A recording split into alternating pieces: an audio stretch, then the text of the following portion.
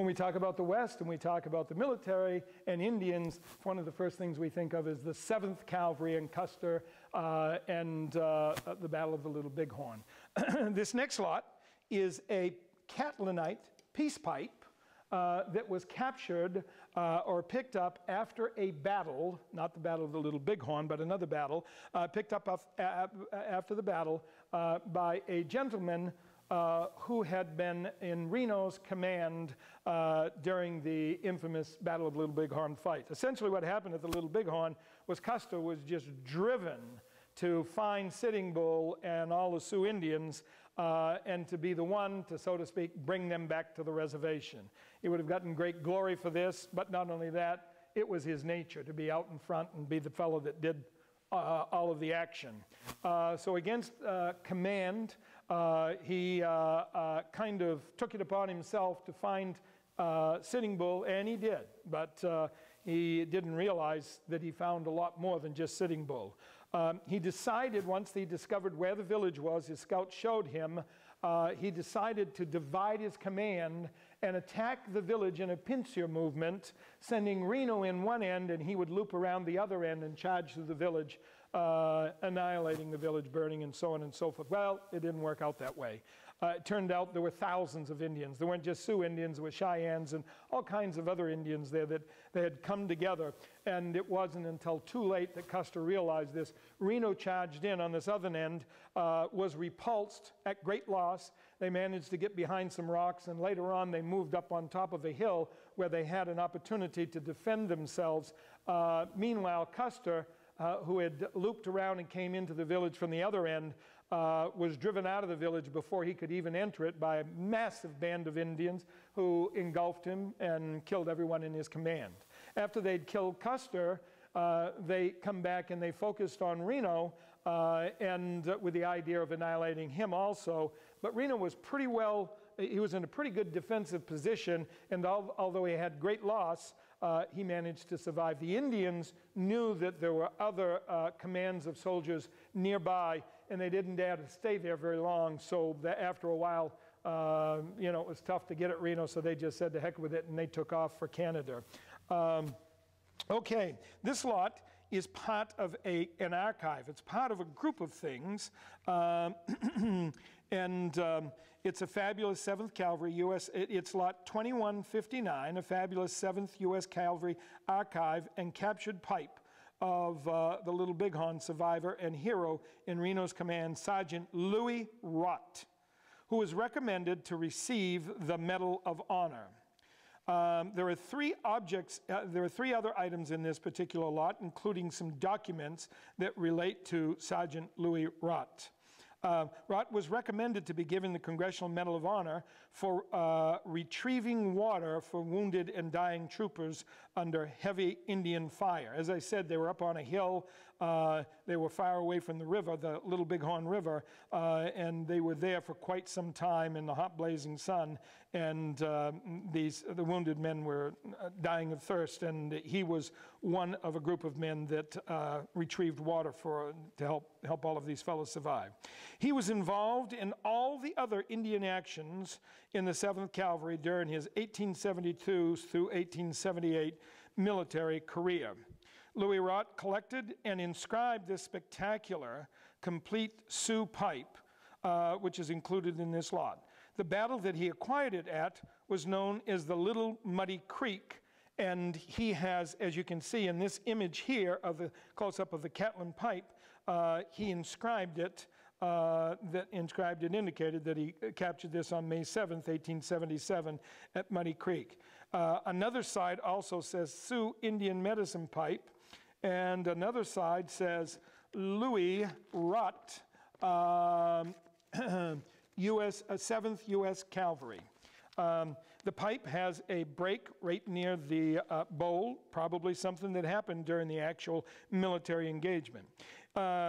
It is a fabulous piece associated with the illustrious 7th Cavalry and carries a pre-sale estimate of $45,000 to $65,000. Speaking of the Little Bighorn, we have had the great fortune over the years to have handled a number of artifacts, particularly firearms, that have come off that battlefield.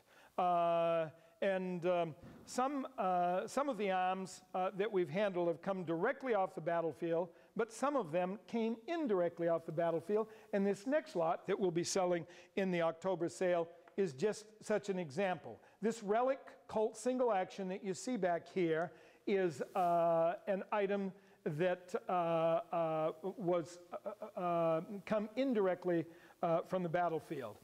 This was found sometime after the Battle of Little Bighorn by an Indian family in a burnt-out wagon. As you will see by looking at the close-up of the image here, the cylinder, you notice that little copper coloring there in the lower left. That is actually melted copper. This revolver took a rimfire cartridge with a copper casing, and of course, under intense heat, the copper would melt, and that's exactly what happened. One of the copper shells melted and on the cylinder here. The Indian family, the revolver still retains its serial number, which is 6298, and it's smack dab in the general range of the numbers that are considered to have been issued to Custer's troopers. So not only was it found a short ways from the battlefield, shortly after the battle by an Indian family, it carries the right serial number. So wonderful mystique. The gun is, of course, is in relic condition, and this historic piece carries an estimate of $30,000 to $50,000. Talking about the Battle of Little Bighorn, of course, the infamous character of the battle was General George Armstrong Custer.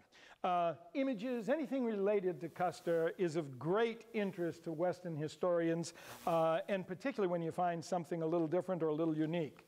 Here is the man here, General George Armstrong Custer, but this civilian pose is somewhat unique. We couldn't find a record of it in any of the references, so we believe this to be a unique photo. But this is the man who engaged Sitting Bull and the entire band of Indians on that infamous day at the Little Bighorn and was annihilated.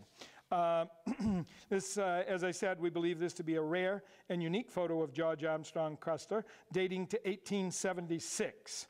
In 1876, Custer set for the famous and eccentric celebrity photographer Jose M. Mora of New York City. This image descended from the estate of Dr. Samuel Allen of Black Hills fame. Condition, the photograph overall is in good condition and carries a pre-sale estimate of $8,000 to $10,000. It is lot number 2157.